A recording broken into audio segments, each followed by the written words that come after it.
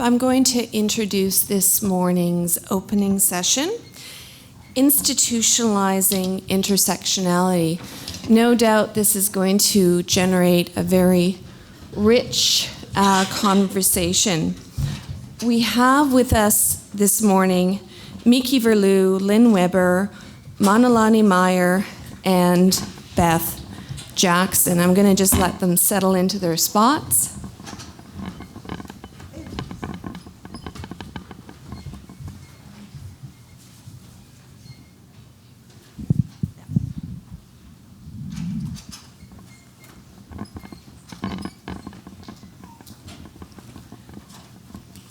So they're going to speak in the order that they appear in the program, but before they do so, I'm going to introduce each one of them individually. So Meike Verloo is a professor of comparative politics and inequality issues at Radboud University and non-residential permanent fellow at the IWM in Vienna. She was the scientific director of the Meike program and of the Quing project. She has extensive consultancy and training experience for several European governments, as well as for European presidencies, the European Parliament, and the Council of Europe. Her latest research focuses on opposition to gender equality.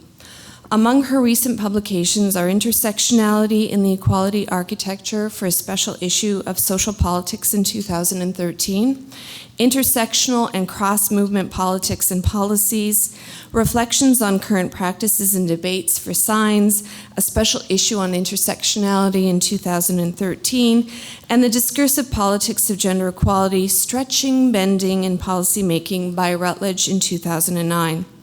Her research experiences lie mainly in the fields of equality policies, feminist methodology, and social movements.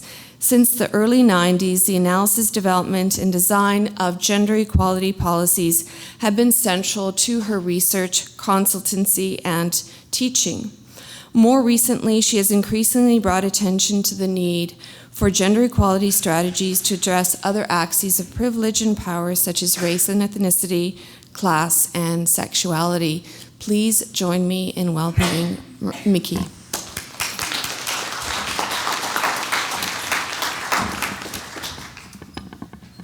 Thank you very much, Olena, and thank you, all of you, for coming here. Thank you, Elder Margaret, for welcoming us so warmly on these lands. I will be happy to share some of my thoughts with you. Microphone, please. Microphone, yes. You must have a button, right? Or I have to eat it. Is it better like that? Yes. Yeah. You can see, even with a tiny voice, you can get somewhere in life, right? So, as long as there are microphones. So, I want to talk about institutionalizing intersectionality. I will end with another title. You know, I know that's not the way things are done normally. Normally you then put the title at the beginning. But I decided to keep the title as I had started to work on this talk and then end with what I think is a better title to capture the essence of my message today. My background, as you can have heard already from what Olena said, is that for quite some time already, I'm trying to understand what's happening in gender equality policies across Europe, as well as trying to contribute to its development or its improvement. This I've done from the 90s on. I was developing something called gender impact assessment in the Netherlands because I got convinced somewhere in the 80s that you could actually do a thing like that, and inspired by things that happened in Canada at that time and in other countries. And we developed it. It has been designed. It has been applied. It's no longer being used in the Netherlands because of, let's say, political forces against gender equality altogether. But I keep trying to improve the way that gender equality policies are set up.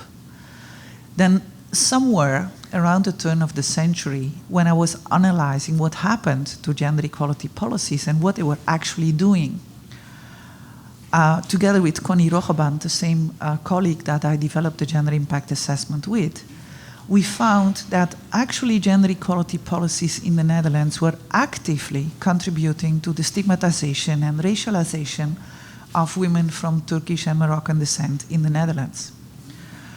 This, of course, is not what any equality policies should do. So it was a kind of a shock to see that, or to see that so clearly, to be able to prove that so clearly. And ever since, I think my motivation has been to better understand how such exclusionary or normalizing or racializing forces can work even within policies or strategies that are set up to achieve equality or social justice. And I will continue on this line today. So I have one caveat there, which is that, of course, the big evil forces that drive racism, that drive sexism, that drive classism are not within the feminist movements or within the gender equality strategies. The big evil forces are outside. But it can just not, it's just completely wrong for any movement or strategy or policy that aims at social justice to actively contribute to it. To a certain degree, maybe this is inevitable, temporarily. So the challenge, I think, is to try and design strategies or policies that self-correct, that are able to self-correct, to design mechanisms that do that. And this is what I set out to do. And this, of course, does not mean that we have to stop fighting those big evil forces that drive racism and sexism and homophobia and classism all around. So, but I think it's not the focus of what I know. My major knowledge is on what happens to gender equality policies, how are they set up, what works and what doesn't. So our challenge is to see what are the dynamics that cause this. And maybe also they will learn us a thing or two about the big structures of power around that drive these inequality structures. Okay, let's see if this now goes to the next one. Yes, very good. Yes. I want to focus a bit on what is institutionalization then. I follow Sylvia Wolby there, her social complexity approach, in not really distinguishing as such between movements and policies, but see all of these as part of projects for social justice, where civil society or social movements are often the origin or the drivers of such initiatives, of such projects. But they can be carried by other actors as well. So that's what I would call institutionalization. When projects for social justice or for equality are handed over or taken over by other collective actors that are part of established decision-making, or that are embedded in sets of routines and procedures that are part of established decision-making. And you can see the tension building up already there. So in the past, I've looked a lot at strategies for gender mainstreaming because it's the more complex strategy to achieve gender equality, the one that really aims at transforming structures. And I've written about that, and many people have followed me in thinking through how we could put intersectionality at the heart of the strategies of gender mainstreaming. And I do think this is still necessary. But I do think also that it has obscured a little bit that also other strategies for equality have a need of being intersectionalized. And it's amazing that there is, in Europe, a belief that we have already achieved equal treatment for women. We don't. How can anyone think we did? If there is no marriage for lesbian women in Europe, in all our countries, how can we have equal treatment for women? They don't count. If we have marriage conditions or requirements, so that in countries like the Netherlands or Denmark, in order for you to be able to marry someone, that someone, if that someone is not from Europe and in the sense of the European Union, has to be above 21 or above 25, and you have to earn more than this amount of money or that amount of money to be able to marry that person. And it wouldn't be the same if that person was from within the European Union. Then we do not have equal treatment for women. We don't have gender equal treatment if it doesn't apply to all of them. So in that sense, if all the states of Europe, I mean, it's changing, are still genderizing, that means they think gender equality is for those people that are labeled men and that are labeled women. And those people who don't fit in these categories, well, equal treatment just does not apply to them. And we will make life difficult for them. We will not give them a passport that they can travel with. And then we could call that equal treatment. It's not. So we still have an ongoing need to intersectionalize equal treatment. And I think it would be good to have a closer look in what we call equal treatment and to what degree we do not have it yet in Europe. And I think it's no different here. In Canada, I think, yeah, maybe you have equal treatment for women and men, maybe unless they're indigenous, no? Or something. Or unless they are. So there is always these exceptions. And as long as there are exceptions, there's no equal treatment. Similarly, I think it would be good to have more attention for positive action as a strategy and how intersectionality affects that strategy. To ask the question whether specific forms of positive action impact differently on different intersectional categories. And there is interesting research about that. And it also would make it possible to see whether the alleged negative effects of positive action, that it can easily stigmatize or that it can keep people in their identity categories, are really always at the heart of what happens there. So there is interesting research, for instance, by Castilla, who shows that the effects of mentoring versus networking differ for white and black women, where mentoring works better for black women and networking works better for white women. And you can think that through. Why is that? She doesn't really think it through, but why is that and what does it mean?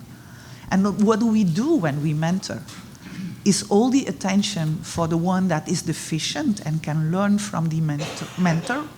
Or are we setting up these programs to also teach the mentor what are the structures of power that these mentees are embedded in, to give them experience, through the mentee of what that means? So this is about this institutionalizing, and it's a bit hard not to. When we think about these projects that are started by social movements and then taken over by other collective actors that are part of formal decision-making, then social movement theory would predict if you institutionalize, that's the end of it. The raison d'être of the movement will be gone. But I think this is one of my messages today, that I think this theory is wrong. This theory is wrong because there is a need for a continued existence of these movements after the institutionalization in a project to counteract the compromising and the co-optation and the perversion. And if we do not do that, there is a lack of a relational understanding of how this works within a project. So yes, some of us can move to the government and try and make the government do things in the project for equality. But they will be helped tremendously if outside of these governmental structures there are radical movements that keep shouting at them for what they're doing wrong, keep exposing them for what they do wrong. And we see that happening, but we don't theorize it yet. And it would be good to do that because it would maybe help those movements not die out after. It would maybe contribute to show why there is a need for them to keep going on. And of course, there is no such thing as any purity or innocence in all this. There is also compromising and cooptation and perversion within movements. It's also within movements that the people with the more resources and the better education are going to take the leadership. But there are also already ideas and research that shows what can be done. So I like very much Dara Strolovich's work on affirmative advocacy, saying that you can institutionalize these self-correcting mechanisms where you assume as a movement that you're going to prefer the more resourceful parts of your movement. And you try to prevent yourself from doing that through affirmative advocacy rules. So I want to zoom in a little bit on the state and the role of the state and ask again, I mean, for some of you, maybe this is like a very strange question. Can the state be an ally for social justice? And for sure, in my own past, I have been quite naive, thinking that I live in Europe in this paradise of democracy and social democracy. And of course, the state, you know, I had these women-friendly states. It's a term of Helga Herns. And we truly believed we had women-friendly states. Now, I don't think, in looking back, I don't think they were women-friendly. But for sure, if I look at developments in Europe now, they're increasingly less so than they were in the past. They're turning the wrong way. And we have to acknowledge that there are time and space specific conditions where the answer is no. Sometimes the state cannot be an ally. And I think we need to keep realizing that this is the case, so that we force ourselves to make a decision when or not to engage with the state, when it's a non-democracy, when it's an authoritarian regime. But many of our democracies have flaws. My students, I teach comparative politics in the Netherlands, and they come from the region. And then I tell them, do you think the Netherlands is a democracy? They say, yeah, of course. I say, don't we have a king? You think a monarchy and a democracy is like not conflicting? They get mad at me. I say, and Denmark, you think Denmark is a democracy? Doesn't it have colonies like Greenland or something? You think a democracy can have a colony? They get absolutely mad. But I think this, and of course I use Sylvia Wolby's work on defining democracy, and it's excluded in political science. No, democracies, they have elections, that's how it works. Yeah. And but there are serious flaws in our democracy. So it means states are never unproblematic allies for social justice, because all these flaws will impact on what you can do with them, right? So I need a decision whether to engage with them and what happens. I want to go, no, that's fine. I want to say a little bit about varieties of institutionalization now, because I've set out that there is a pattern of institutionalization when movements in a project are taken over by more formal collective actors, or procedures are routinized. But across Europe, we've done a lot of research, and there's a very good book by Andrea Crisan and Hege Scheyes and Judith Squires about that, to map the degree to which in Europe the bodies and agencies and laws and councils that work on gender equality are institutionalizing intersectionality to some degree or another. So what they found is that across Europe, most countries now have integrated the attention for a whole range of inequalities in their anti-discrimination bodies, so in their statutory complaint bodies. So where in many countries, except the Netherlands, this used to be a special ombudsman for gender and another one for ethnicity and another one for this and another one for age and whatever, they have all been merged into single bodies that are supposed to pay attention to a whole range of inequalities, mostly at least the 6 that are protected by European Union legislation, but often a lot more than that, sometimes even 20, and sometimes also including or anything else in it, so quite complete. But when it comes to the councils, to the consultation bodies that governments set up, there is very little of such integration. So there's even countries that do not have consultation bodies for a lot of inequality strands, or these things are called very differently across Europe. So there is all sorts of patterns that emerge in this institutionalization, and the degree to which this is very specific for equalities, and the degree to which it is very integrated and everything is lumped together in one body or agency as council. So what should we think of that, and what is the way out of this? So first of all, I think in looking at these patterns, we shouldn't forget that it matters what they then define that their mission on equality is, because that varies tremendously across Europe too. So unfortunately, in this move towards merging anti-discrimination bodies, the attention for social justice in a broader sense, or structural inequalities, is shrinking often to just anti-discrimination of one evil citizen against another citizen, which leaves the state out of the equation and other structures. But the quality of this whole configuration is often made not by the character of the separate agencies, but the way in which they interrelate, and the way they can collaborate.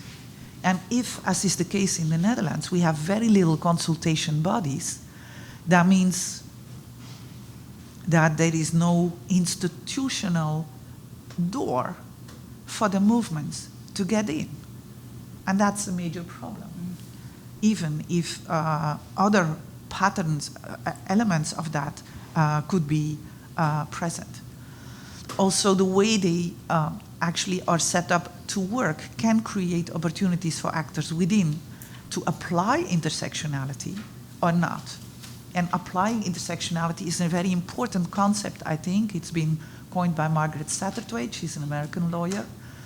And she uses that concept to say that the people working in legal systems, they can apply intersectionality using laws that are there, stretching them to do that. And in that way, you do not always have to wait for laws to be changed or bodies to be changed. There is some agency of people within the system, and you could say that they have an ethical responsibility to actually apply intersectionality, and they could change the way they can do that. And of course, there is an ongoing need to expose those agencies that contribute to injustice. If you look at these varieties of institutionalization, there is a lot of absences. So sometimes there are no movements that make society care about certain inequalities. The current climate in Europe is bad. I think there isn't a lot of opportunities for social movements, but there is a lot of supranational opportunities still. The European Union has made some opportunities. The Istanbul Convention on Domestic Violence Against Women has just come into force, I think. It has been ratified by number 10 just now.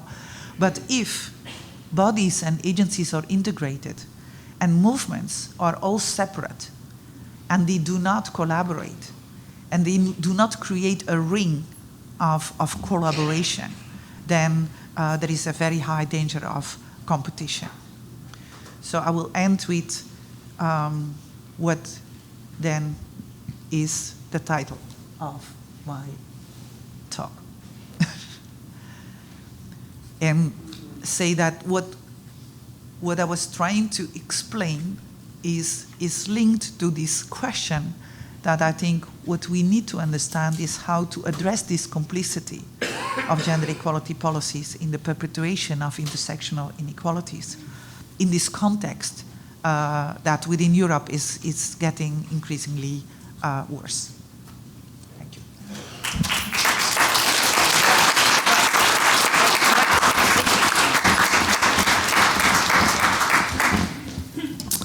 Thank you very much, Meike. Our next speaker is Lynn Weber, who's a professor of psychology and women's and gender studies at the University of Southern California. She's... Oh, gosh.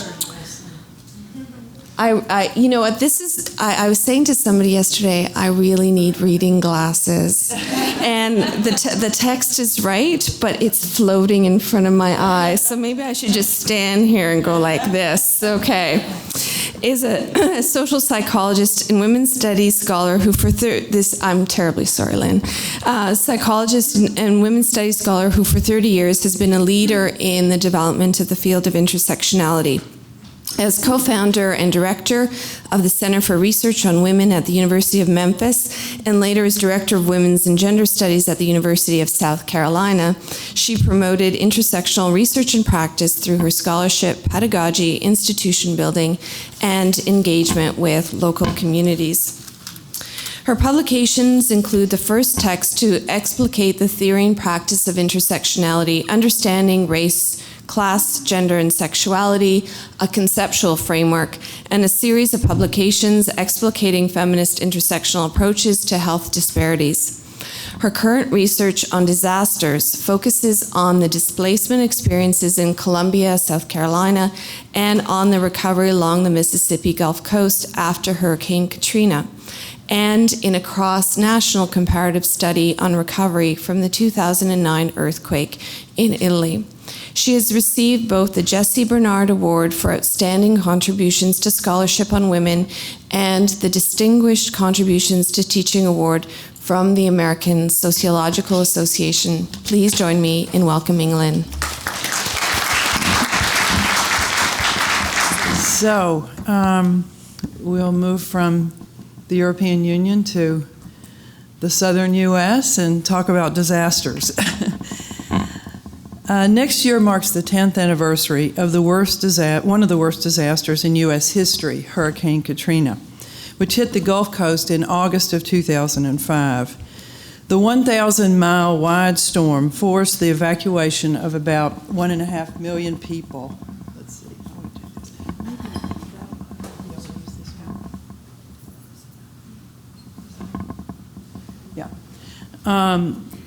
Forced the evacuation of about 1.5 million people to all 50 U.S. states, destroyed 300,000 homes, and cost somewhere between $80 and $200 billion in economic losses. It killed over 1,700 people initially and hundreds more in the months following from indirect causes. This is the 30-foot storm surge that, I don't know if you can see the white line way up at the top. That's the actual top of the surge as it was coming on to the Mississippi coast, which is where it actually made land. And this is a map of the diaspora where people ended up within the months after the storm. All over, people ended up in all 50 states. And over here, one of these dark dots in the southern right part is Columbia, South Carolina, and we received about 14,000 of the evacuees. For a relatively brief period of time, Hurricane Katrina shone a bright light on the real-life, everyday experiences of people oppressed by the gross inequalities of race, gender, class, age, ability, and region, and that then characterized our nation and that still do. Hurricane Katrina was for me, as for many others, a call to action, and I began 2 community studies employing an intersectional framework. One was investigating inequities in the recovery process along the Mississippi Gulf Coast with an interdisciplinary team led by my colleague Susan Cutter at the Hazards and Vulnerability Research Institute at USC and a leading disaster researcher. Although virtually all the attention, scholarly, media, and political, had been on Louisiana, where the levees had failed and flooded the city, the storm actually hit land and did major damage in Mississippi. My part of our project was to explore community perceptions and the decision-making processes of the recovery through interviews, observations, and document analysis. Our book, Hurricane Katrina and the Forgotten Coast of Mississippi, came out last week, and there's a copy of it out there. I also began a second study of the reception of the 14,000 people displaced by Katrina into Columbia, my town, and West Columbia. the community where, the West Columbia is the community where our women's studies, Women's Wellbeing Initiative, had been engaged working with youth for a number of years. And a colloquium on our women's well-being work with young girls is going to be presented this afternoon. Through this work, I also became involved in a research network of feminist scholars across the country who had also begun studies of displaced people in their own communities. Employing an intersectional framework to address the experiences of displacement, we collectively produced the recently published book, Displaced Life in the Katrina Diaspora. Now what I want to do is talk about a couple of lessons that we learned about the need for institutionalizing intersectionality in the context of disasters. And the first lesson, studying disasters is important. You might ask why. Why choose to focus on institutionalizing intersectionality in the context of disasters when disasters don't represent everyday life, but rather the unusual, extreme, and sudden disruptions of everyday life, not the normal, but the abnormal? First, as we're becoming increasingly aware, thinking about disasters as unusual is no longer feasible.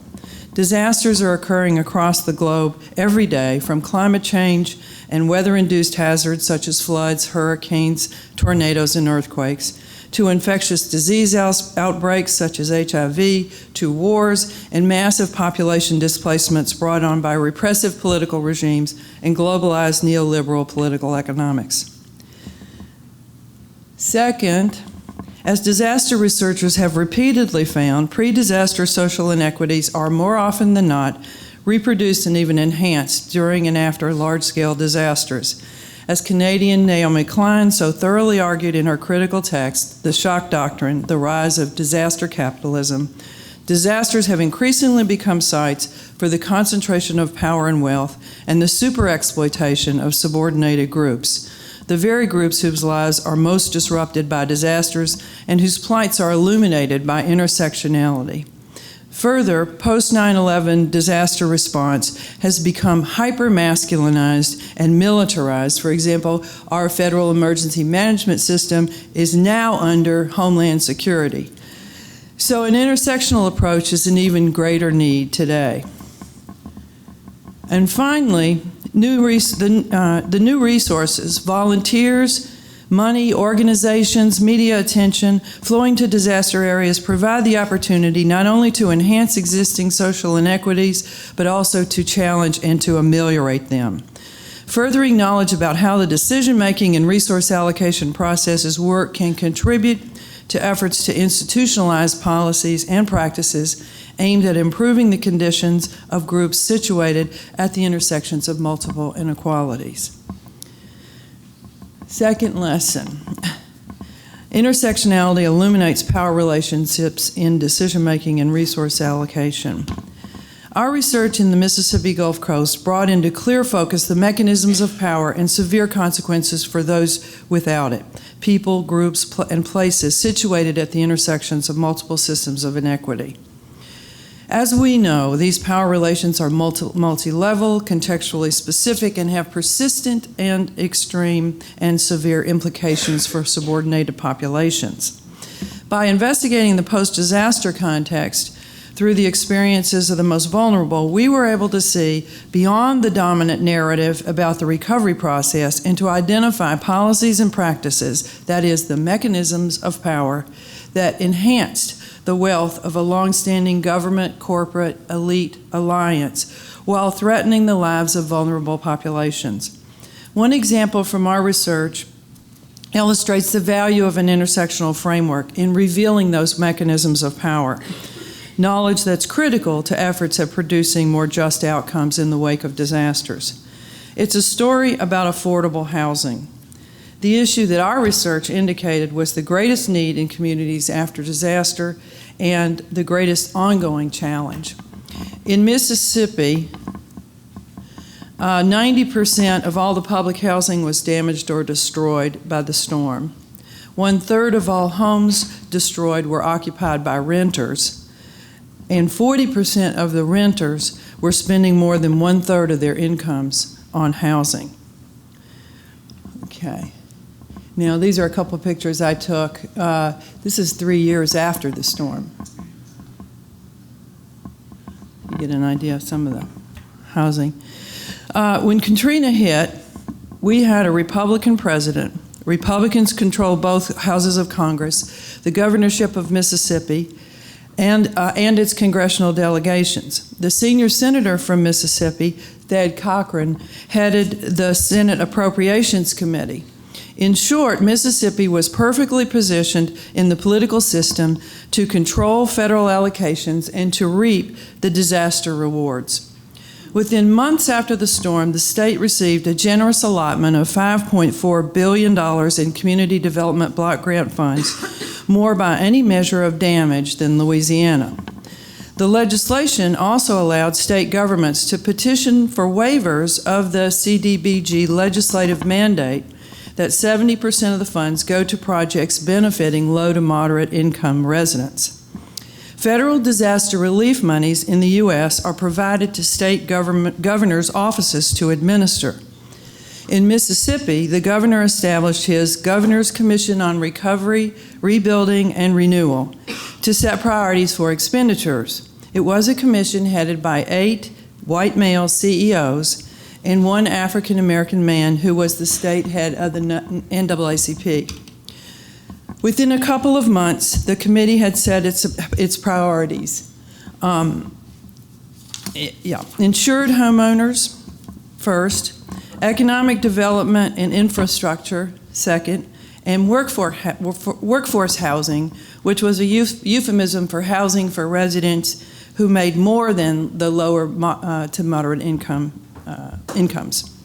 In short, all prioritized housing relief would go to groups and projects that would not benefit public housing residents or renters, who under normal circumstances would be mandated priorities under a CDBG program.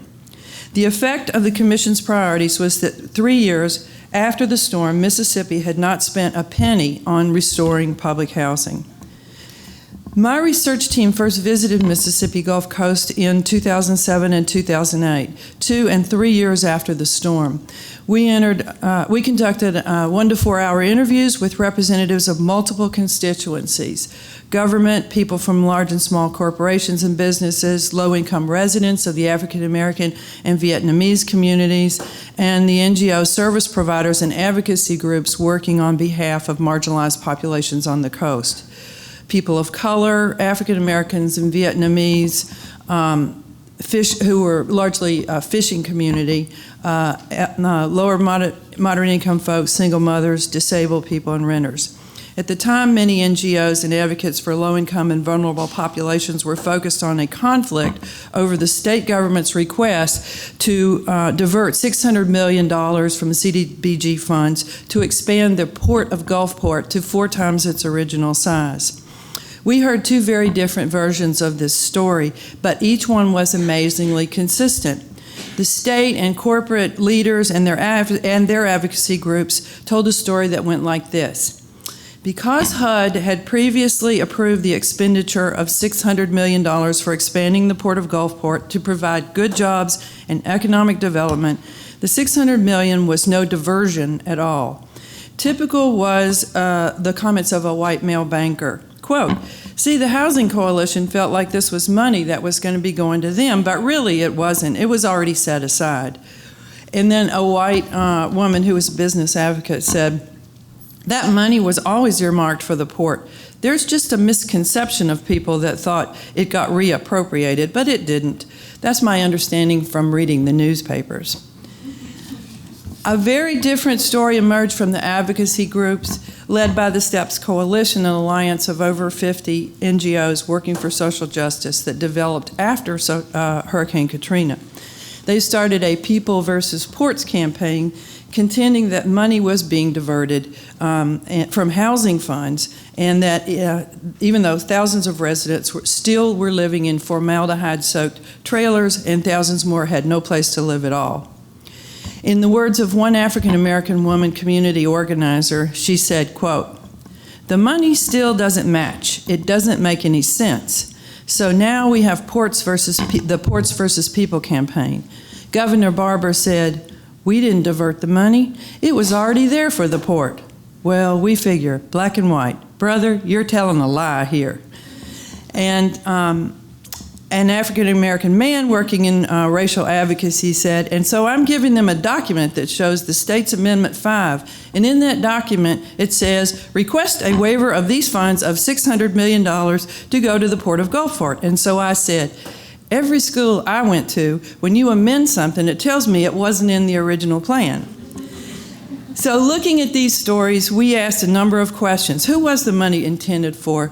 Was it diverted? Who was benefiting? And what needed to happen? And we found several things. Oh, well, that's okay. Those are the vulnerable groups. And these are the logos of some of the groups in the STEPS Coalition, and that's Governor Barbour, and you might recognize the other guy. Okay, first, the monies had clearly been diverted after having been allocated under legislation intended to benefit low and moderate income housing. Second, government leaders did know they were diverting the funds. They did lie. And third, by 2012, 7 years after the storm, when virtually all the $5 billion had been allocated, only 7.8% of them were spent on housing for low to moderate income residents. And finally, a lawsuit that against HUD brought by the Mississippi Center for Justice and other allies was ultimately settled with $132 million for new housing for over 5,000 low to moderate income residents. Although significant, not nearly enough to provide adequate housing for all the people still displaced by the storm.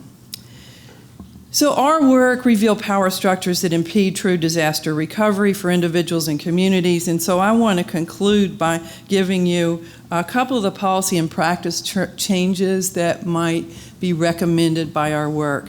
First, preparation for disasters must involve ongoing input from community groups who know the needs of most vulnerable populations. Political appointees are often least likely to seek regular, meaningful input from both affected communities and a wide range of participants. Second, transparency, regulation, and oversight are critical. Governor Barbour testified before Congress in 2009 that, quote, flexibility to waive normal regulations and restrictions is absolutely necessary to recovery. But when power is so concentrated in a single party and its business elite alliance, that flexibility enabled the powerful to spend in whatever ways they wanted with less than usual oversight and fewer of the regulations intended to prevent abuse of the vulnerable and to protect their interests. Third, building the capacity of frontline workers, advocates, service providers, and vulnerable populations in local communities is essential. Despite the government alliance, corporate alliance, their power and control over these vast recovery resources, these groups, as well as vulnerable populations they serve, were also able to generate power.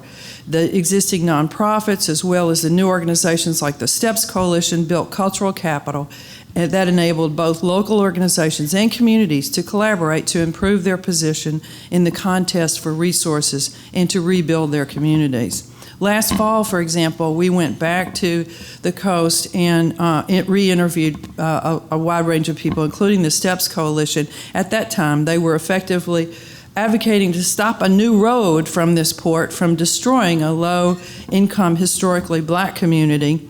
And these networks and skills, their cultural capital developed in this process, were useful in responding to the BP oil spill, which came a couple of years later, and then Hurricane Isaac, which came again in 2012.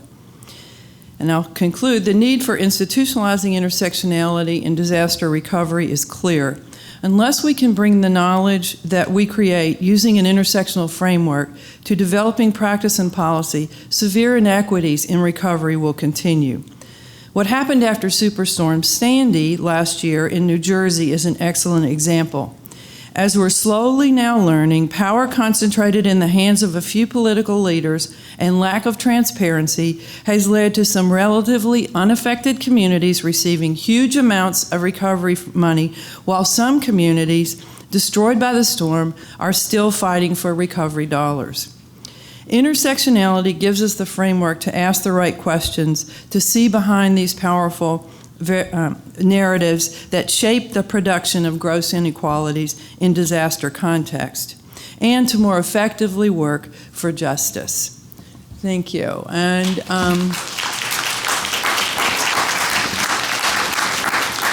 here are these sites, and I would just say there's a resource, the Gender and Disaster Network, which is really got all kinds of policy documents and is employing an intersectional framework, so I highly recommend you take a look at that site. And lastly, acknowledgments. All my friends and colleagues, some of whom are here today.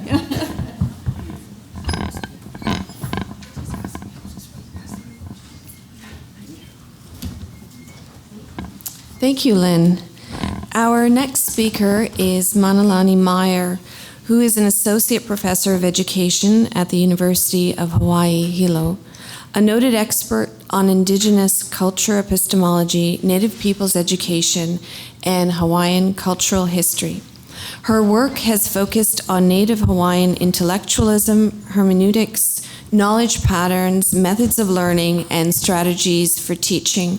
A veteran of numerous community and civic boards, she's a tireless advocate for experiential learning, alternative learning systems, cultural revitalization, food sovereignty, transformational economics, and prison reform.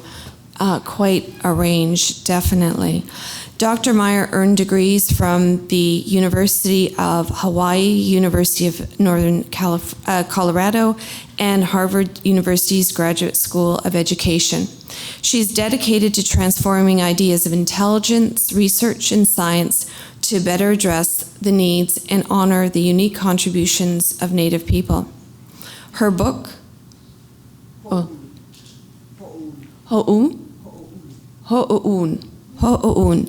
Our Time of Becoming, is in its second printing. Please join me in welcoming Manulani.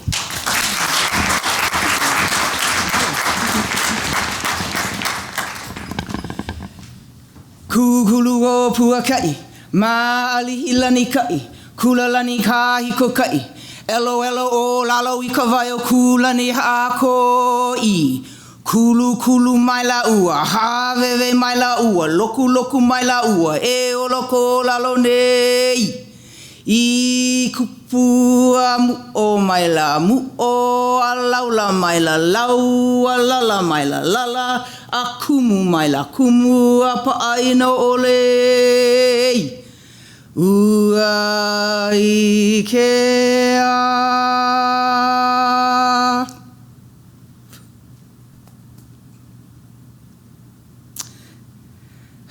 Aloha mai ka koa pau. Thank you for this invitation. Natalie, Sarah, good to see you. Mahalo ka koa pau. Aloha mai, maloko nei, mawaho nei, I ke ao nei, nā kupuna o kia wahi pana. Aloha mai, aloha nui. Shall we jump in to holographic epistemology? Native common sense? 15 minutes is a lot of time. Welcome to Hawaii. That is a picture of my island, Lake Waiau at Mauna Akea. Most people don't know that it snows in Hawaii. So you are probably never going to have heard of the things that you are going to now be exposed to, because institutionalizing intersectionality is what Meike has just told me. I'm a mechanism that self-corrects. Become a mechanism that self-corrects. So in an indigenous epistemological way, you must mihi all the speakers that you have heard. So I'm going to mihi the speakers that I've heard in the keynote panel presentations and link them to indigenous ideas so that you can really feel the institutionalization of intersectionality that breaks boundaries based on physical substances. Are we ready? Here we go. Uh-oh. Boom. Okay. Which one do it? That one? No. Far right. No. This one? Boom. Okay, wait. Oh, I don't think you actually use slideshow. Oh, it's not. Am I in slideshow? Okay. Thank you. I just learned PowerPoint. Lots of my communities don't have electricity. People don't know this about Hawaii, but you're forgiven. Oh, I see. Sorry. Do we need some text? I think we're okay. It's just the flying. It's okay. Then I'll just do this. How's that? Wait, how's that? No, it doesn't look like it, does it? How's that?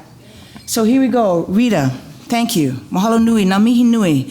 Oracy is a practice of, it's orality, oracy. Many people comment on it differently. But the ability to mihi you, Rita, is very important because then we can connect. And that connection is the quality of our relationships because our matakites, our seers, our prophets have said the world is only going to evolve through friendships. Okay? That is an intersectionality based on quality, consciousness, and the potential of change because of our own improved characters. So what Rita was saying is intersectionality is matrix movement intersecting with systems. Now, do you see the word systems? It's not just two-dimensional. She's asking us to go three-dimensional by talking about relationships, horizontal and vertical. And Rita, there's a sphere. Because the tetrahedron is the smallest energetic field of the planet, but the sphere is the largest one. What you were describing was spherical, you know. And so this is what Hirani Mokomead is saying, one of our Maori kupuna from Aotearoa, New Zealand. He says, research in a Maori sense seeks to expand knowledge outward, that's the physical plane, whanuitanga. Inward, hohonutanga, that's the mental plane. And then toward light, maramatanga. Maoris are Hawaiians. We kicked them out 1,000 years ago. We know where and why. So we have those same ideas. So the Maramatanga part, boom, that's the effulgence idea of knowledge that makes institutionalizing connectability visual. All right, there we go. Thank you, Ange Marie. Are you here? Ange Marie, fabulous. Thank you for your talk. How do we think categories relate to one another like puzzle pieces? I love the idea of causal complexity. And the idea of holographic epistemology is all about causal complexity that's made simple through seeing systems and relating to them in a higher frequency of awareness. Now, you bet that Ange Marie has a vision of what that puzzle looks like. So please forgive me for giving you an image of a puzzle with no, fantastic, image. Because constellations are inside, stars are outside. We've got to start thinking of the non-dual universe and actually bring understanding to what seems to be polemic in our thinking. Constellations are inside, stars are outside. There is always an inside, there is always an outside. And connecting that idea is a philosophical one, and this is why indigenous epistemology must be accessed. Do not feel external to the idea of indigenous. Indigenous is not simply a racial situation. Indigeneity is about enduring patterns of thinking, all right? Enduring patterns and systems and recognizable patterns of thinking. So don't feel external to that idea. Truth is recognized, all right? So I'm not telling you anything new. You're just kind of recognizing it. So thank you for that, Ange. Ange Marie, here we go. Here's Uncle Leroy Littlebird saying, consciousness, the thinking process affects external reality. Isn't that beautiful? That's what she's saying with causal, is that not what you're saying, Ange Marie? Yeah. Causal realities, it's your link to the consciousness. We have to bring this concept of intersectionality into its synonyms. And one of the best synonyms I know is effulgent coherence. Can we all say effulgent coherence? Effulgent coherence. Okay, so you have to find out what that means yourself. But it's like cream in a coffee. You drop cream in, and what does it do? The Brownian movement. But actually, it's effulgent coherence. It touches all things. That's what intersectionality does that Rita's trying to speak of and Ange Marie is speaking of. Now, didn't we have fun with our third speaker? She was fantastic, Jessica Danforth. There's Hawaii. There's the polemics of paradise, Waikiki and Waianae, where we have 11 miles of homeless people living on the beaches. She was saying, let's have a for real conversation. Indigenous people, we're not we're not about, we do look at the academy as an industrial complex. I love that word. I've never heard that idea. But it came from her because she really works in the streets with her people. And I love what she said, I don't have theories to cite. Intersectionality is a lived practice. Now watch what she says and watch what happens next. Here is Haile Makur. He says the negative polarity for the scholar is theory, the positive polarity for the scholar is knowledge. This reveals that true knowledge cannot be acquired through theory. It can only be acquired through direct experiential knowing. Now, you have to understand that in an indigenous epistemological way, which actually changed my life, there is a difference between knowledge and knowing. We actually see it in our words. Mana o i'o, mana o lana. You will have it in your own words. But we don't understand it really in English because we think knowledge and knowing and understanding are synonyms. They kind of are, but they're related, but they're very distinct. Because knowledge is a noun, knowing is a verb. So when we start to get into the verb nature of reality, you really get that intersectionality is a verb experience of quality, all right? And then it becomes a dimensional experience of understanding your community. And that is where I believe she was coming from. So this is not an exclusion idea. Theory and knowledge, very, very, very, very needed. But one is like energy. Haile Makur is talking about energy. He's talking about energy. He's not talking about a moral universe. One is not bad, one is not good. One is simply an energetic field, and indigenous people, we have knowledge. And we have knowing because we practice. Because I know how to raise, I know how to teach kids, I know how to deal with the situations that we know. So once we walk into a room, it changes. But getting us into a room is hard because we're really busy. This is where I grew up. If we have an intersectional, this is Celeste Montoya. Celeste, are you here? Celeste, way to go, way to go. Blessings on your birth and blessings on your family. Thank you for your work. She said, if we have an intersectional consciousness, we are aware of similarity and differences, but we are still tied together. I love that. And when she said universality and particularity is a false opposition, I look for those type of false binaries. Because once you get the extreme of an idea, you actually begin to see what is non-dual. And as a philosopher, whoo, that's like artwork. So life is non-dual. We just think it's polemic. So let's go into the dimensionality of what intersectionality really means and watch your self-correcting mechanisms that Meike spoke of be animated.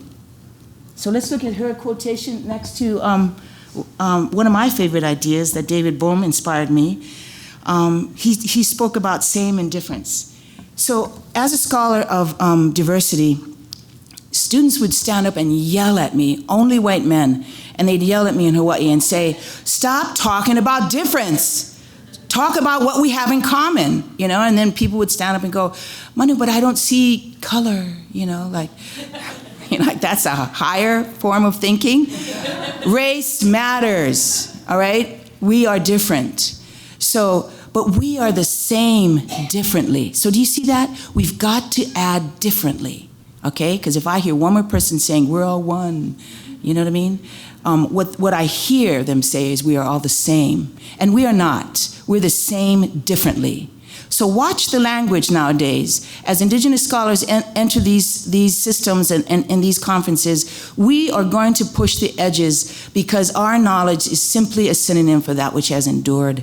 So we are the same differently, all right? So those are the stones of South Island. Is Bethany here? Bethany gave a wonderful discussion last night. Our body-mind is connected to each other. Do you see how text, do you see this is a text-making mechanism? Do you see how text, there's certain words would have been easier to make. Do you see how the uniformity of thinking really looks like the textual form? It's an amazing phenomenon. I love this image.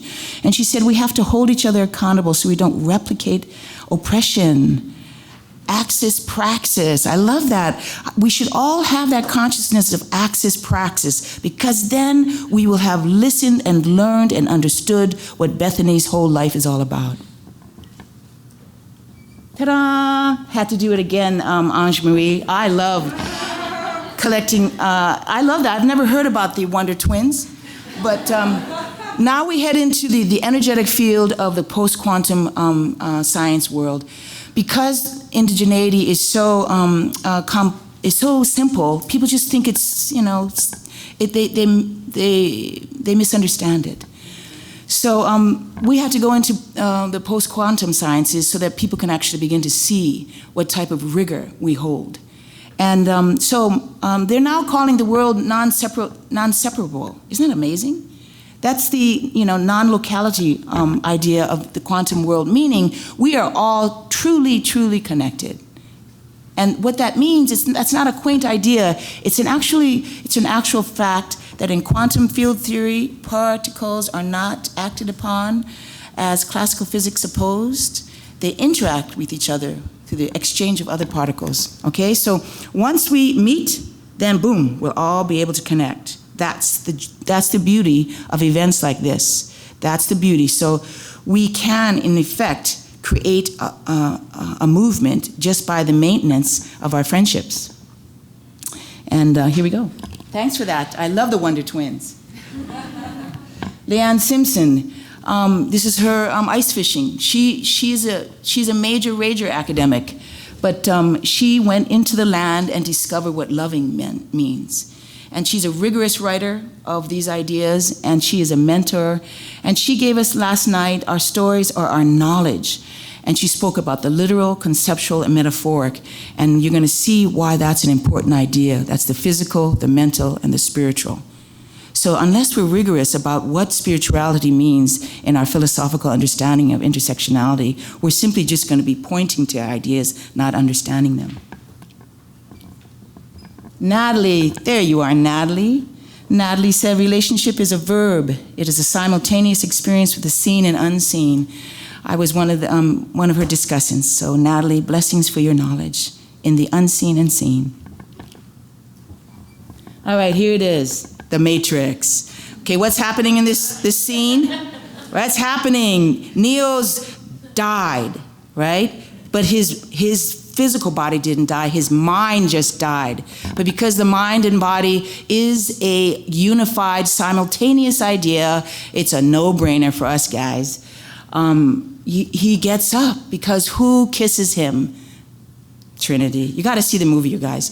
Trinity, love is an energy. Love is an energy, wakes him up, he gets up and he sees the world for what it is, a set of systems, and once you see it, you see it, all right? So here we go into the knowledge is holographic. All systems touch all systems. This is a physical, mental, and spiritual reality in life. They are all mutually causal. I love that idea. Okay, here it is. Can you see it? Turn to your partner and talk about your favorite trilogy. These are all different writers from different countries.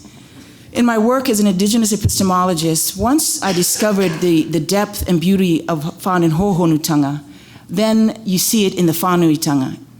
And it is tremendous. It is tremendous. You see the physical, mental, and spiritual, they don't say it like that. They just say it. That the world is an external experience and it's an internal experience. It's a transspatial experience. Karl Popper called the world three. He said it's objective, subjective, and cultural. Isn't that great? So the cultural that we are experiencing now, we're actually developing. So I sure hope our systems are self-correcting, because we are the body that is being changed by the rise of the feminine. Hello, ladies. Thank you so much for doing this work. I have never heard of intersectionality, but now I honor it as a synonym for waking up.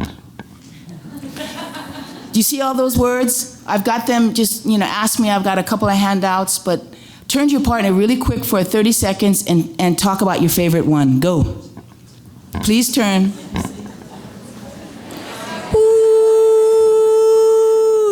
That's Hawaiian style, means I'm coming. Do you recognize the efficacy of a collective seeing? Do you recognize that we're not making this up? This is knowledge from thousands and thousands and thousands of years old. Aboriginals are there, Upanishads from India, Hawaiian, you know what I mean? Old. All we are trying to do is be clear here.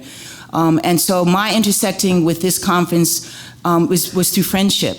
That's what Halimakua said. And yours will be continue to be friendship. See the energy of friendship? Bah, bah, bah, bah. It's going to really change and challenge the planet. But this is where we're heading because we've never left there. You know, so as we are all the same differently, you must acknowledge and deepen your own efficacy so that the spiritual nature of your knowing gets activated. I'm going to close with 2 more slides, dynamic interdependence. I'd like to challenge the intersectionality movement to go from 2 dimensions to 3 to 4 to 5, okay? I know you're trying, but go into a language, because it's not the word, it's the practice, all right? It's not the word. Don't get stuck on a word. Get liberated in the practice. All right, so here are some synonyms for justice-seeking intersectionality. Now, you know, you've got to put justice-seeking intersectionality. That's got to be the segue, because intersectionality is just a thing. But to make it a quality idea, you've got to put the quality in. So there's theory and knowledge inherent in the process. So here it is, a dynamic interdependence, the implicate order, expressible content of enlightenment. If we all become intersectional researchers, we are going to be able to express the content of enlightenment, because we're going to really be aware of other people's needs. The whole exists within all parts. That's called the hologram. I love, you know, when I started reading philosophy in the early 80s, actually 70s, when I was locked in a room with because I couldn't go out, systems theory. And then 20 years later, the women that got into the theory called it coherence. Isn't that great? The systems theory versus coherence theory. Does that not summarize the gender difference? So these are all synonyms. Aren't they beautiful? Aren't they beautiful? They're synonyms for conscious intersectionality. And finally, here we go. Indigenous is a synonym, that which has endured, post-quantum reality, radical intersectionality, holographic, relationality, spirituality, awareness. Do you understand loving as central to enduring knowledge systems? Love is an energy. We are only energy. All right, so indigenous practitioners, indigenous scholars, we've had to go into the quantum field theories to understand and to be able to access languaging for this youthful society to respect the unseen world. I am not talking religion. Religion is the bureaucracy of spirituality. These ideas that I'm speaking of come from thousands and thousands and thousands of years old before the bureaucracy of spirituality. So that which has endured is a synonym for radical intersectionality. So congratulations on being here and making it to your own self-organizing system that is self-healing, and begin to support each other, and not only your cognitive selves, but your mental, your physical selves, and your spiritual selves. Mahalo e kia kua na kini o kua na auma kua na kupana o kia wahipana. Mahalo ka koa pau. Mahalo, mahalo, mahalo.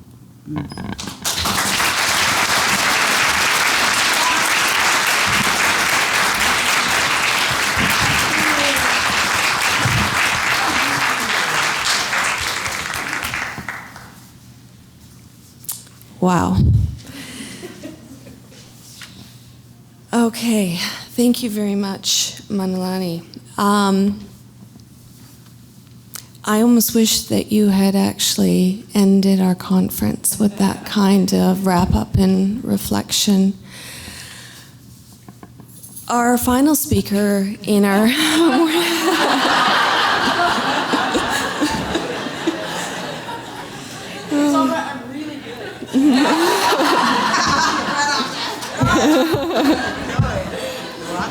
Beth is really good, yes. Beth Jackson is the Manager of Research and Knowledge Development.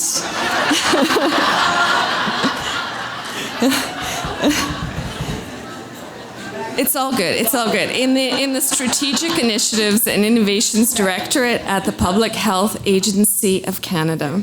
It's a very important institution in Canada.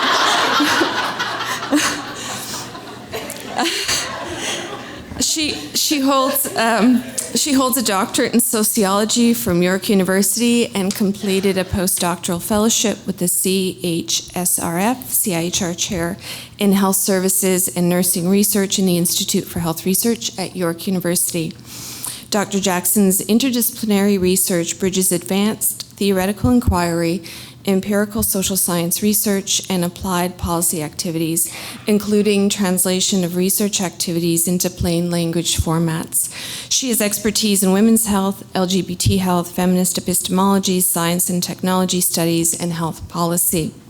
In 2007, she entered public service through the recruitment of Policy Leaders Program.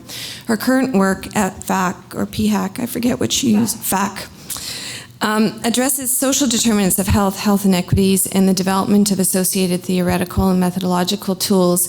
And I just really want to acknowledge Beth because she has been an incredibly important ally for us as we attempt to reach out and better understand the world of policy and the opportunities, as well as challenges of trying to bring intersectionality into the understanding of health inequities. So I really want to thank you and acknowledge you for that, Beth.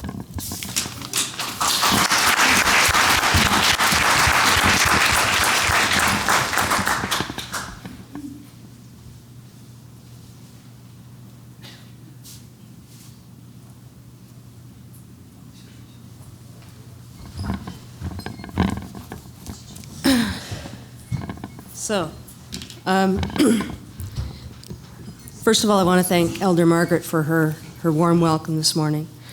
I also want to acknowledge that I come here from Ottawa, which is on the traditional territories of the Algonquin people. And I'd like to thank the Coast Salish people for their hospitality and for offering us visitors safe passage in their territories. I'd also like to thank Olena for the honor and the privilege of presenting the work of the Public Health Agency of Canada here with such a wide range of esteemed researchers and activists. This is a real pleasure and a real privilege. So, this is going to be an interesting presentation to follow what just happened because it's pretty corporate. So I'm just saying, settle in. It's going to be a wild ride. So in this presentation, I'd like to highlight some of the ways that the Public Health Agency of Canada, we call ourselves PHAC or FAC, we pronounce the PH as an F, bunch of FACers. We're adopting integrated approaches to addressing multiple inequalities in our research, policy, and program work. So I want to talk a bit about that. And then reflect on the degree of alignment with the potential of and the implications for more systematic use of an intersectionality approach within the agency. So first off, I just want to say that I understand the word institutionalizing from the perspective of a sociologist. So that means the potential to integrate intersectionality, its principles, its analytical frameworks, its methodologies throughout the agency's structure, its functions, and human dimension, that is how people work, their knowledges, their training, their skills, and their competencies. Recognizing the fundamentally intersectoral, and that's a different word than intersectionality, obviously, referring to the different levels of governmental and civic engagement. Recognizing the fundamentally intersectoral nature of addressing health inequalities and social determinants of health. The agency works in close partnership with its provincial and territorial government counterparts and other federal government departments and other sectors of society, civil society, to advance our mandate around addressing social determinants and health inequalities. Underpinning those collaborative efforts are commitments that have been made at the international, federal, and departmental levels to address multiple social, economic, and environmental factors that affect health and well-being and drive health inequalities. So at that international level, the World Health Organization Commission on Social Determinants of Health released its final report in 2008. And this was followed in 2011 by a World Conference on Social Determinants of Health to build support for the implementation of action on the social determinants. The agency and the directorate in which I work played a strong leadership role in supporting the work of the Commission and the preparation for the Government of Canada's participation at the Rio Conference. The Rio Political Declaration on Social Determinants of Health was a main conference outcome and was endorsed by all member states, including Canada, at the 2012 World Health Assembly. In its call to action, the Rio Declaration underscores the need for collaborative and coordinated action across all sectors of government, all segments of society, and all members of the international community to address the societal conditions in which health inequities arise. At the federal level, we also have commitments to addressing multiple inequities or inequalities. And across the federal government, sex and gender-based analysis is recognized as a key competency for all public servants and an important part of the policy decision-making process. Now, the extent to which we succeed at that is, of course, in question. All submissions to Cabinet and Treasury Board, so that includes legislative proposals, program authorizations, funding requests, are expected to have addressed and considered sex and gender implications as part of their due diligence. Status of Women Canada, a federal government agency that promotes equality for women and their full participation in the democratic life of Canada, provides leadership, accountability, and training tools and resources to support government-wide implementation of gender-based analysis. And it promotes the use of GBA+, an analytical tool for assessing the impacts of policies, programs, and initiatives on diverse groups of women and men, girls and boys. But the plus in the name highlights the recognition that gender-based analysis has to go beyond gender to include the examination of a range of intersecting factors like age and income, race and ethnicity, language, culture, geography, and so on. How's it going so far? Yeah? Aren't you having fun? The Public Health Agency of Canada, along with Health Canada, who's a partner in our health portfolio, as well as the Canadian Institutes for Health Research, which is a major funding mechanism for health research in Canada, and others within the health portfolio are active participants in this effort around GBA+. And we also have in place a common health portfolio sex and gender-based analysis policy. So it's basically a subset underneath that GBA policy.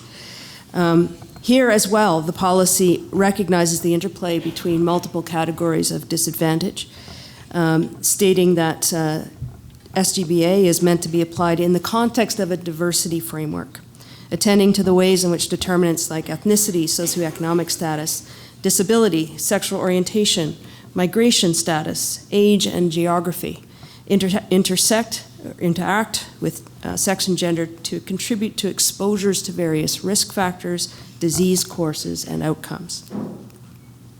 At the agency level, so I'm sort of working my way down the organizational chain here, addressing health inequalities has always been a core focus of our work.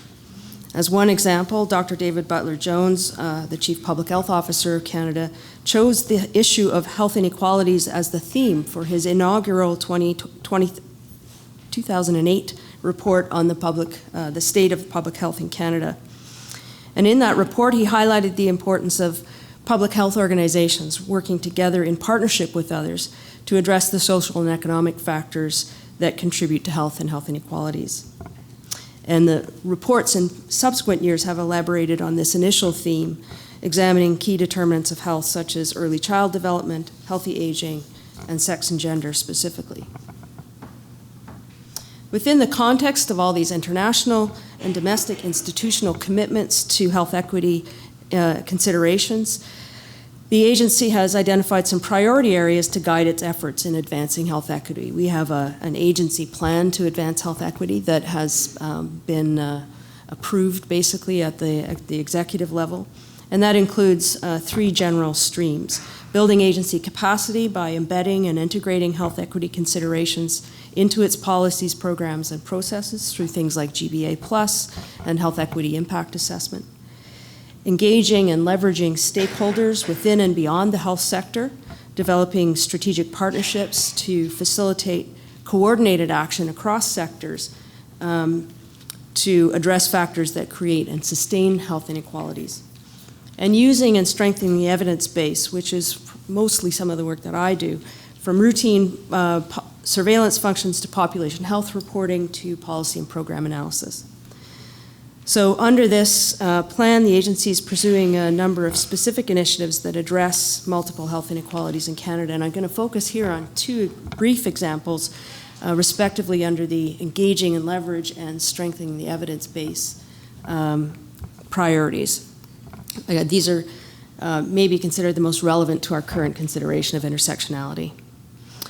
So the Canadian Council on Social Determinants of Health is the agency's key mechanism for engaging and leveraging partnerships with those beyond the health sector to address inequalities and support upstream action on the social determinants, so not just engaging around individual behaviors or so-called risk factors in epidemiological terms, but actually looking at structural determinants of health.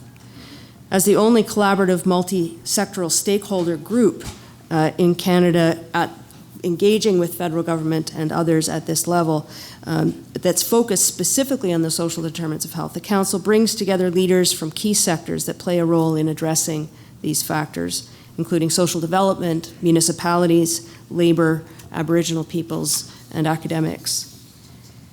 Council members understand that an intersectoral perspective is necessary to address these multiple inequities, and all of its current initiatives are guided by an equity perspective consistent with our agency plan.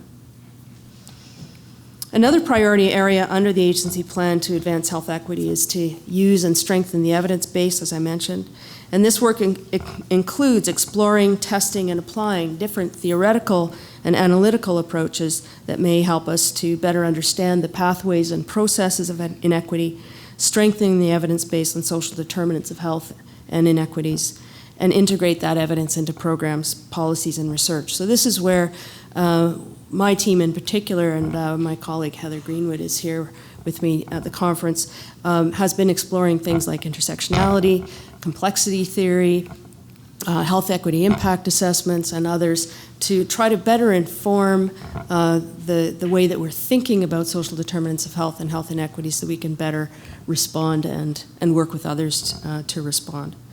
So one of the key pieces that we're working on right now is pan-Canadian reporting on health inequalities indicators.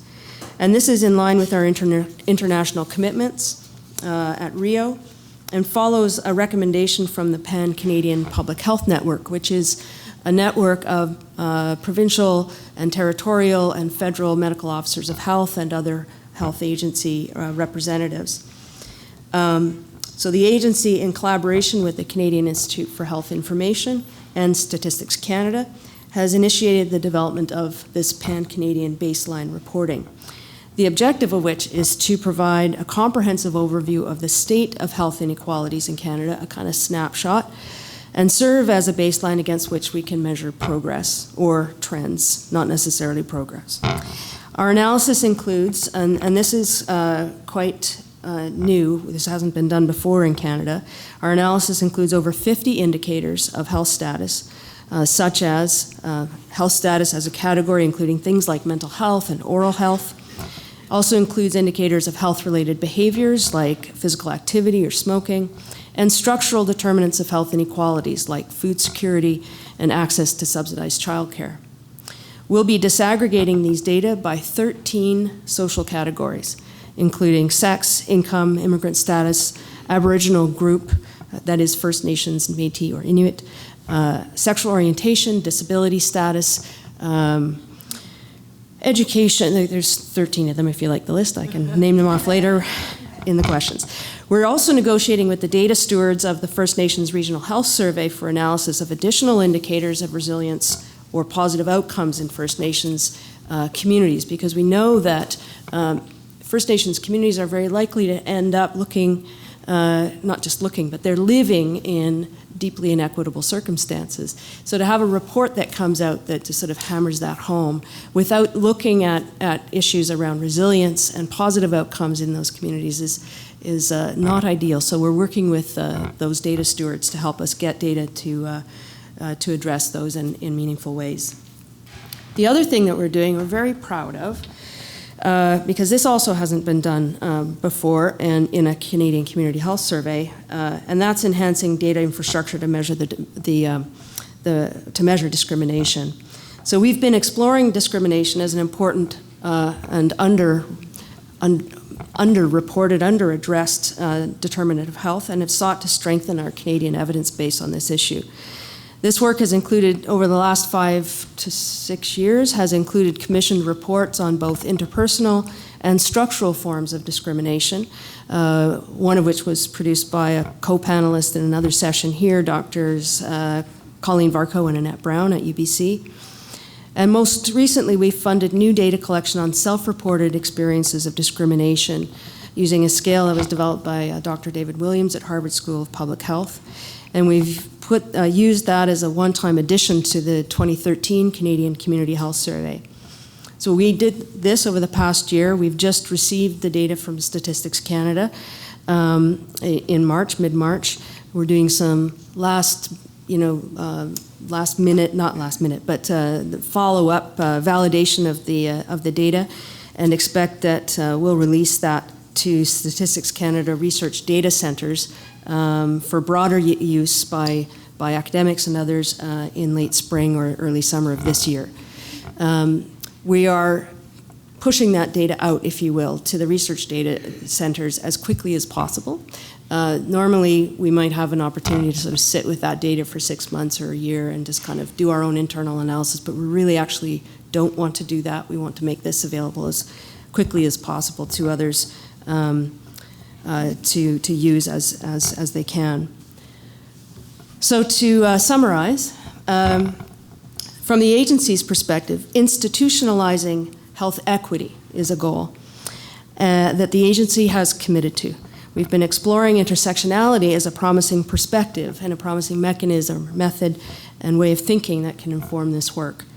Indeed, our various efforts to integrate and advance health equity currently align with some of the key principles of intersectionality, an emphasis on equity through our international, Government of Canada, and agency commitments, inclusiveness of a wide range of inequality categories, and multi-level analysis of intersecting categories through the work that we're doing with our Pan-Canadian Health Inequalities reporting. Gendering of policy issues and intersecting inequalities through GBA+ and increasing equity analysis capacity in the agency. A structural understanding of inequality, acknowledging the multiple systems that contribute to health and health equity and the need to coordinate action across those systems. And consultation with civil society in the policy-making process through mechanisms like the Canadian Council on Social Determinants of Health and others, including the technical working group, for example, that is helping us in our development of our reporting, our baseline reporting. Now, I want to be really clear that I have no delusions that these are perfect expressions of intersectionality, but there are opportunities to do what Patricia Hill Collins called working the cracks, to leverage these pieces of work to translate intersectionality into policy contexts. And I also am aware that we need to remain critically aware, critically vigilant of how we do that translation. And so that's our work within the agency, is to have that vigilance of our own work to ensure that we are meeting the core principles of intersectionality and social justice. A key question that remains is how do we effectively translate these analyses and insights into policy and program interventions that address health equity, attending both to people's complex social locations and the practical considerations of policy and program development and delivery. So your insights on that are much welcome. Thank you very much.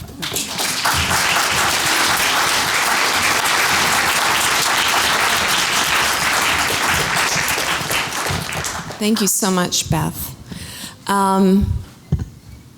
We have some time for some questions, so if folks want to come up to the mics in the middle of the room. I'm sure the panelists would appreciate any follow-up comments or questions to the very, very rich discussion this morning. Okay, we'll start at the back of the room and then to the front. Good morning. Thank you, the panelists, for a wonderful, insightful set of presentations. My question is to Beth. Beth, I really appreciated your work. I know that in the United States, many of those who work in federal and state and local government agencies have a heck of a time, but do an incredibly important job for all of us. My question, I wanted you to comment on this new so-called idea of evidence-based, which is really a tool of colonialism to extend the time of what to do about the intersections of and the consequences of poverty, etc. So my question to you is, what do you think, and in what ways we can translate some of what we already know, common sense, to overpass the evidence-based and start doing action now, and then maybe collect the data later on what are the consequences of being homeless, or what are the consequences of not having enough food? Because the evidence-based issue really concerns me in the United States, where we're constantly trying to see the predominantly high-level, non-intersectional researchers really conducting the evidence-based, and then we take practice from there. So I wanted your comments on how do we deal with this colonial tool right now in terms of actually engaging in practice and policy that will help in equity. Thank you. That's a great question. In Canada, just to start off, we've moved from the term evidence-based to we've softened that to evidence-informed, and in a way, which frankly I think is a bit more truthful in terms of how policy works, because it's, I think, an error to take the approach of if you build it, they will come. If you show them the evidence, then everything will follow from that, because that's not how policy works. It's not how politics works. So, of course, that's an important piece of the puzzle. But as it's been said before by wiser folks than me, there's a necessity for all of those pieces of that intersectionality puzzle to be pushing towards the same end or to similar ends. So continuing to hammer at policy actors and politicians from the outside is incredibly important. To continue to demand those changes is incredibly important. It provides resources for those people working inside to make the argument for acting on those issues. Meanwhile, I think it's also important for us to continue not to dismiss the importance of the evidence that is available to us and to make the best possible use of it. So the fact that we're doing this baseline reporting is not to suggest that that will lead to miraculous outcomes, but rather to say that we see this, and you can see it, and in 5 years we're going to do this again, and we're going to measure it again, and we're going to see where we're going. And we're doing this in a more robust way than we've done in the past. The other issue is around intervention research, and there is a real recognition within the agency and elsewhere that intervention research is critically important, because in order to be able to develop policies and programs that can best address health inequities, we need to be able to see how and why they're working. And so people are bringing very innovative approaches through realist synthesis, realist reviews of, in terms of evidence synthesis, bringing complexity approaches to understanding intervention research, and those pieces are also critically important. So it's a combination of efforts. Hi. My question is for Prof. Weber. I know that your focus is on disaster response and the work that you were doing and the information that you presented, but I was wondering if you could extrapolate any lessons learned or insights into the applicability of intersectionality in disaster response or disaster management planning, because a lot of the things we see after disaster arguably are embedded or tied to things that we planned in advance or could be avoided by proper disaster management planning. Right. Yeah, and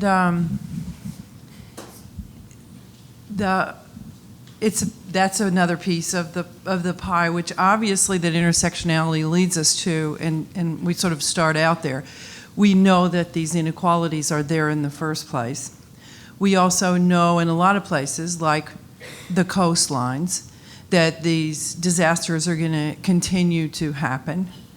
And so a focus, part of where the intersectionality focus has gone or is going is to educate disaster management people, but also to use, and this is where I talked about at the end, one of my main focuses in this research has been on the non-governmental organizations, nonprofits, et cetera, who are there in those areas for the long haul, working with these communities, et cetera. And so taking and supporting those organizations to develop their planning and their integration with disaster managers and their planning over time has been a primary focus. And so, for example, going back 5 years later to Mississippi, it was incredible the difference in those organizations, both in terms of their coherence, in terms of their plans, and in terms of their integration, their communication, in terms of their integration with the disaster management folks in government. And they had some really creative mechanisms for having ongoing preparation kinds of issues. So, for example, one organization that deals with mental health questions on the mental health on the coast has done disaster management mental health training with people in all of the churches. So they have representatives in this network they've established in the last 5 years. They run disaster preparation and mental health trainings, and each church has a designated representative who then goes back monthly and reports back to the church, and they have, workshops and things of this nature. I was shocked. I mean, actually, looking at a place that is highly unequal, lots of marginalized populations in very difficult, situations, that the level of competency and capital, human capital, and that's been developed in the last 5 years is astonishing. So that and that's been done by carefully in a lot of ways, but part of which is really carefully using the resources that did come to the coast through foundations and other and some of the money that came through government funding and stuff. Carefully using those funds to build resilience among their organizations, networking among and between them, and working for ongoing issues in their communities, and building disaster management and response into the ongoing work they're doing in their community. So we're just beginning to really analyze these extensive interviews that we did last November, but from conducting them myself and with my colleagues, that's my sense right now, that things have really there's a way in which, despite the gross inequities, there's a way in which those organizations and those people are in a much better position. So that's why my last point was ongoing work to build the capacity and networking among those kinds of organizations. Okay. So my name's Dawn Edge, and I'm from Manchester in England. And actually my question is related to the very last point that you just made, and it's about language use. So particularly in the last presentation, we talked quite a lot about social determinants of health. And I think it's probably time for us to begin to problematize that, because by suggesting and kind of reinscribing within the institutions that health outcomes also are already determined, do we not risk robbing people of agency, denying social capital that we've heard about?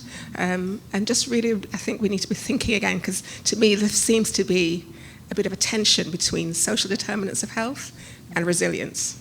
I'm not sure that you can have both. Okay. So. Yeah, that's for you. That's for you. Well, as a sociologist, I'm very interested in that tension between structure and agency, and I think really that I don't want to state the obvious, but I guess I will, is that social determinants of health perspective was really emerging out of a response to an extreme biomedicalization of health outcomes, and so this was an attempt to actually inscribe a recognition of social factors, social processes, power distribution of resources that actually have health effects.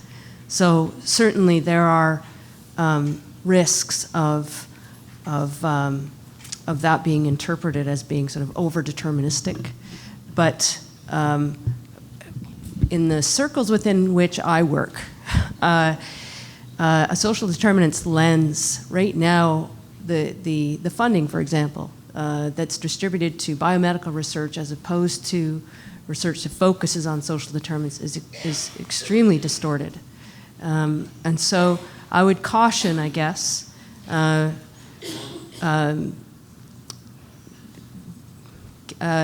guess I would caution softening it too much, because I think I'm not sure how far along we are. I think it depends on the context in which you're working, right? So I think certainly in certain contexts and certain communities, troubling that idea of determinism is probably very useful when we're talking about resilience and building community capacity, absolutely. And that's, in a way, some of the things we're trying to address by looking at positive outcomes and resilience factors, community resilience factors in our reporting. But at the same time, I think we don't want to lose sight on the important mechanisms that are still producing serious health inequities.